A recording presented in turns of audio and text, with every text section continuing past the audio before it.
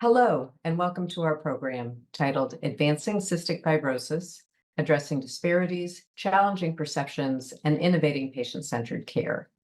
I'm Dr. Susanna McCauley, Professor of Pediatrics in Pulmonary and Sleep Medicine at Northwestern University Feinberg School of Medicine, and Director of Interdisciplinary Research Partnerships at Stanley Manny Children's Research Institute and in Robert H. Lurie Children's Hospital of Chicago in Chicago, Illinois.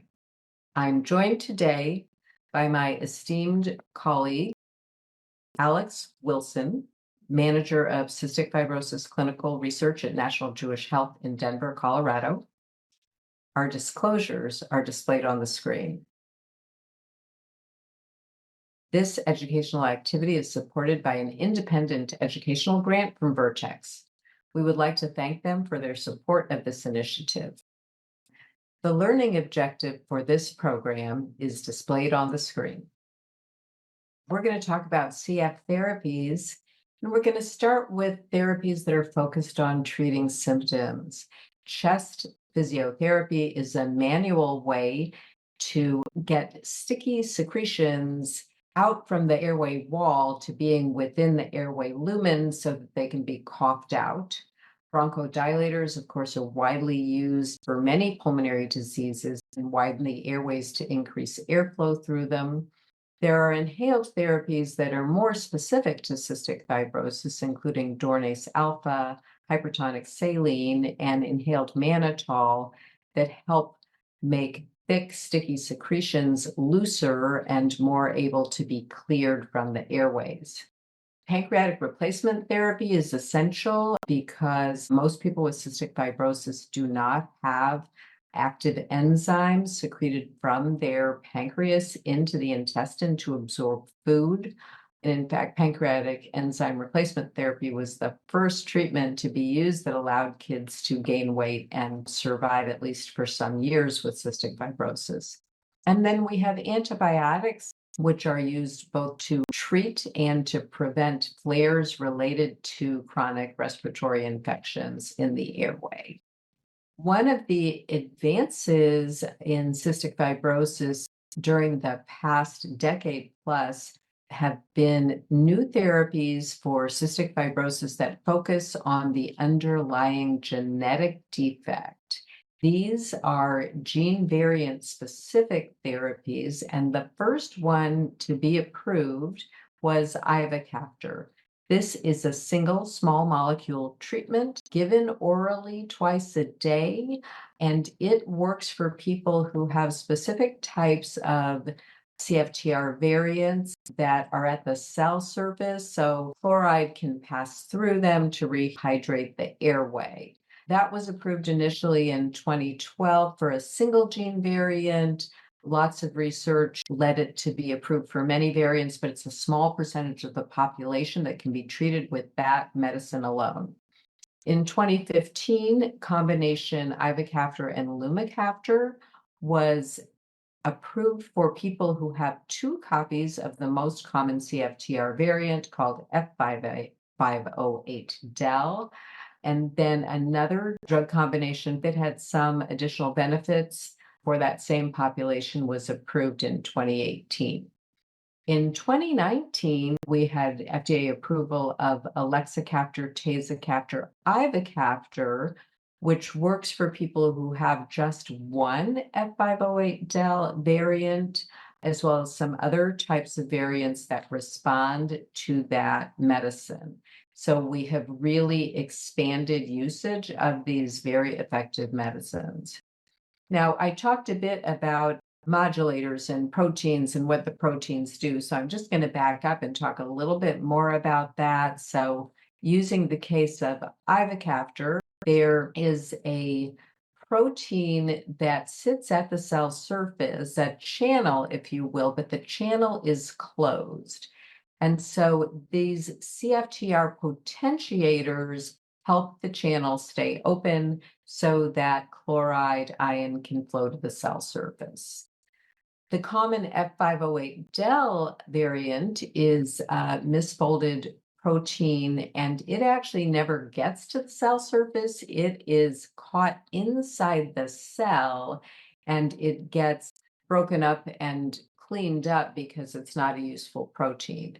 So these corrector therapies, lumicaftor, tasacaftor, and elexacaftor, actually help the protein folding get to the cell surface. When it gets there, it's not very active, and so ivacaftor can open that channel so that you have the correction of the chloride channel defect. F508del, I've said a couple of times, is the most common gene variant, but many others exist. In fact, hundreds of CFTR variants cause cystic fibrosis. And this is just a list from the United States of the percentage of people with CF who have one or two copies of a gene variant. So you see F508del here at the top, about 85% of people. After that, it falls off greatly. But the important thing to remember is that there are many variants that cause cystic fibrosis. Many are responsive to treatments, but many are actually not picked up with standard newborn screening tests or even with panels that can be used to confirm a diagnosis by a laboratory. CFTR modulators, as I noted before, are suitable for people who have different types of CFTR mutations or variants. It's not limited to what we talked about earlier, but keep in mind that because of the protein configuration differences, so these correct the proteins. And so we've talked about ivacaftor, again, many variants, some of which are so rare that uniquely in cystic fibrosis, some of these therapies were actually approved by the Food and Drug Administration based on in vitro testing. And then going all the way over to the triple combination therapy of elexacaftor, tasacaftor, ivacaftor, there are many more people who are eligible and have good results with that treatment. So I'm going to go through a couple of the studies that have been published. And the first was the pivotal trial of ivacaftor. And this was a remarkable study because for the first time in a CF trial, we saw a very large increase in lung function measured by forced expiratory volume in 1 second within 2 weeks of starting therapy. And this persisted not only through the 3 months of these clinical trials, but actually well beyond in open label extension trials. When you look at lumicaftor with ivacaftor, you see that there is a similar pattern. However, it's a much lower increase in FEV1. So this medicine was helpful, but it was not the same boost that people who were ivacaftor eligible got, and very similar results for ivacaftor and tasacaftor. If, however, you look at the ivacaftor, elexacaftor, tasacaftor data, what you see is, again, a very large improvement in forced expiratory volume in 1 second within 2 weeks of starting the medication that persists for a long time. Now, one of the things about these CFTR modulators is although they're very effective and many people can take them, some people are not eligible for them. And this is primarily people who have a variant that has what's called a stop codon in it. And so it tells the cell to not make any protein. So you can only modulate a protein if there is a protein in the cell. So there are many new types of therapies that are under study. None of these are approved yet. Messenger RNA can be delivered to the cells through inhalation to make protein. So there are studies going on with this type of therapy. There are also CFTR gene transfer vectors to give DNA delivery to cells. And this is an area that has been under research for decades. But as more is learned about gene therapy, there are more promising systems that are being studied. And then finally, in this era of CRISPR-Cas gene editing therapies, that actually repair the CFTR variant are also under study.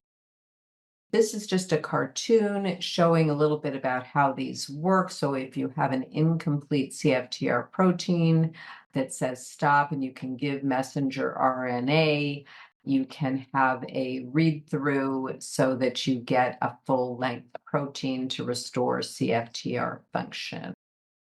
Getting back to modulators now, there's been rapid evolution of use as these drugs are approved. And so, as I noted before, by far the one that is used by most people in the United States who are eligible for a modulator is this combination elexacaftor, tasacaftor, ivacaftor that's shown in the green bar on this slide.